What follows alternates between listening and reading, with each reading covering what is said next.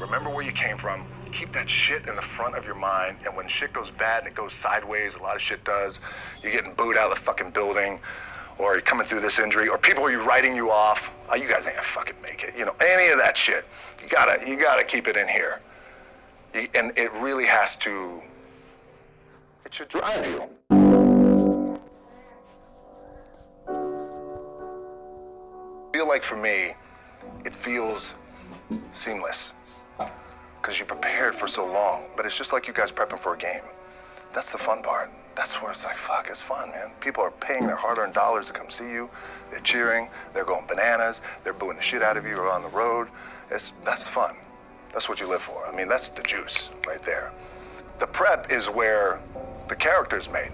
And I just don't mean the character I play, I mean the character in here.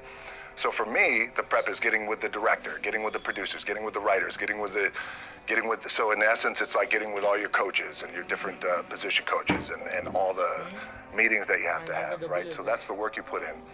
The key for me was, where does it start? What's the anchor? What's the anchor? So I could have all these ambitions and you guys have all these ambitions, which is great. It's important. I'll play this role, you'll play that role. I'll execute this thing and it'll come out this summer. You guys will execute this thing during the summer, right, when it's time to really put in a lot more work. But the key with me is just always finding what the anchor is. And the fucking anchor is getting up at 4 o'clock in the morning every day before anybody else and grounding my thought process is in the no one will outwork me. No one. I love and I respect you guys. Motherfuckers won't outwork me. All starts with this. 2 hands, putting it to work. The anchor for me has always been the work in terms of the weight room training.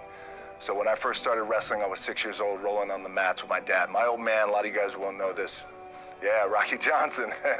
My old man was Rocky Johnson. He was the first black WWF at that time. First black WWE tag team champions with Tony Atlas back in 1983.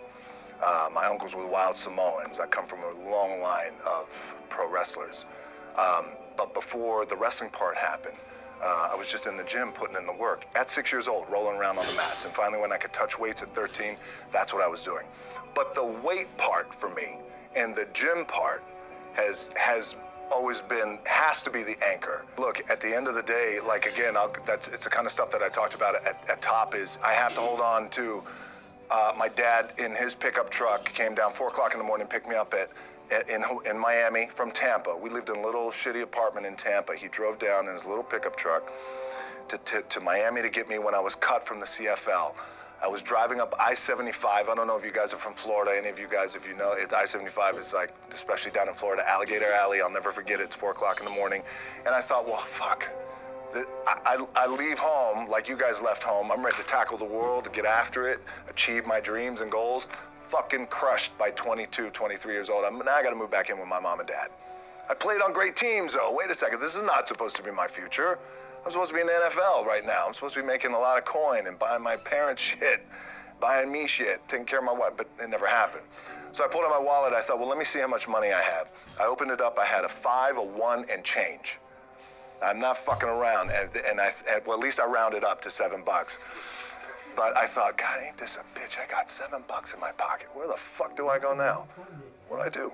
I can't go back to CFL because the point comes where you hear that voice, the big run's over. Like, you're done, right? So I heard that voice. So as Coach was saying, man, I hold on to that shit. I'm telling you, my back is up against this motherfucker. We laugh, we joke, we have a good time. Press is always fun to do. Sometimes you got to make it fun. That's another thing. You got to do your best to make press fun if you can. But my back is still up against this motherfucker. I do not forget it. What this also helps me do, and again, it works for me, is at some point, you got to be fucking tired of not being number one. You have to be, and you got to fucking play angry, and I play angry. Now, I'm cool and calm with my approach, and when I step out on my field, which is a set, or, like, there's some, and you're always gonna have haters, and haters are like, well, God damn, man, how many movies are you gonna make, or how much shit are you gonna do? Like, you do a lot of shit. I say, yes, it's my ambition. Of course, why not? I could do it. Yeah, I love what I do. And not only that, but in what world do we not work every day? It doesn't mean, it's just like you guys in the off season. You gotta work every fucking day. It doesn't end. My back is up against this thing, you know, and I started to play angry, by the way, and I still play angry. My last match, Brock Lesnar, transitioned, and I realized if I had to be great at something, I wanted to be great in this world of Hollywood and movie making and producing and entertainment, I had to commit, and like you guys have to commit. Obviously, you commit to something, commit to the goal. So I quietly retired. 2 years later, I thought, what the fuck did I do with my career? Because my movies were not doing well. I was written off. It was around 2006, 2007. I was like, God damn. I pulled a Jim Brown. I left when I was on top, like #1 in the wrestling business, and I left. It was a ballsy, gutsy, some call it stupid move, but I had to commit and I had to follow what was in my gut. And at that time, I'll share this with you guys, and Will Smith is my boy, and I sat down at that time with the agency I was with, and they said, what do you want to accomplish? I said, I want to accomplish the world. I want the world, and I want Will Smith's career, and I said, and I mean this respectfully because I know he's here at this agency with us, I want to do it bigger and better. And they looked at me like I had 3 fucking heads, and they were like, okay.